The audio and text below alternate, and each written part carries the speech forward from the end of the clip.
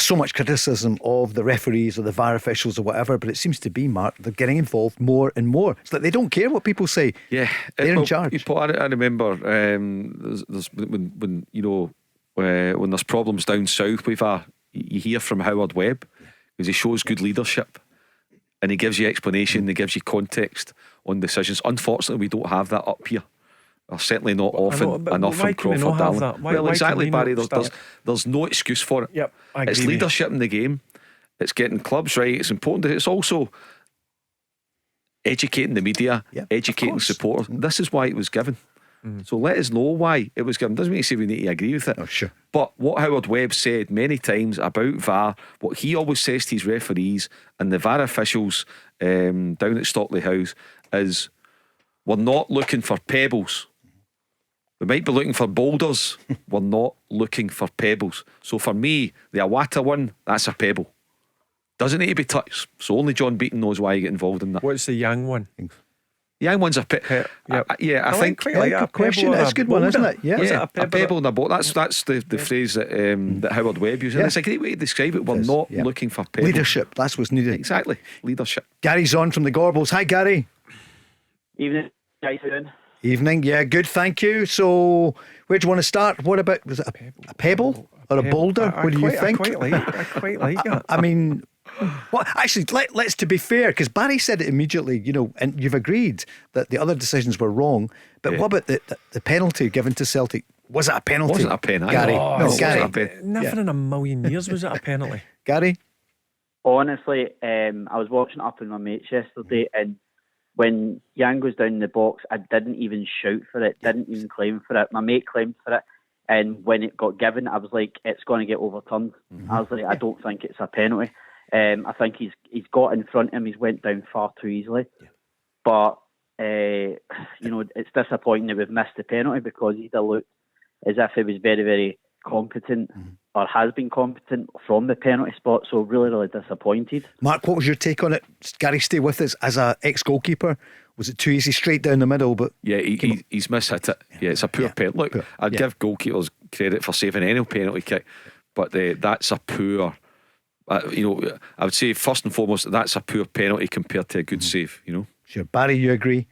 Poor penalty. Yeah, very poor. Very poor. Got to give Xander Clark a bit of credit, because he uses his feet well, but I expected it to hit the back of the net. Mark's bang on the button there. He's not connected with it right either. Gary, so what about moments later then? Yang, it was innocuous, wasn't it? But, you know, when you slow it down, what did you feel then at that moment? Was there any danger? I mean, yellow card was probably right, because he did connect, but what did you feel? Yeah, well, it's obviously it's a snowball effect, because we missed the penalty. I think that it kind of got the players a wee bit hyped up a wee bit more. They were trying to kind of make amends for missing the penalty and trying to go in front. So I think he's probably had, you know, just lost the head a wee bit, Young, because what frustrated me was when Cochrane's coming in, he's coming in to basically header the ball out of play. So even if Yang, I know it's a reaction from players, but even if Yang gets to cleanly connect with the ball and doesn't touch Cochrane, then the referee's still going to give a free kick for a high boot and potentially a yellow card. So I'm really frustrated with Yang. I think he's gave the referee a decision. I don't think there's any malice in it, so you could probably argue either or against. But I think it's frustrating, because he's gave the referee, he's gave Don Robertson a decision to make, and I don't think the referee came to any correct decision yesterday at all. You know, I think between him and John Beaton, I think between the two of them, I don't think they got a decision correct yesterday at all. So the Awata, the penalty against him and against Celtic, you agree he got it wrong, the referee? Yeah, absolutely. I mean, I've been on before and says to you about penalties before that, and said the game's gone, and the game is absolutely gone. If you're giving penalties for that, it's ridiculous. Honestly, it's. I could understand if his arms were outstretched, you know, and he's knocking the ball away for the player, then absolutely you've got a shout. But I think there's no way that he should be going to the monitor, let alone sticking with the decision to give the penalty.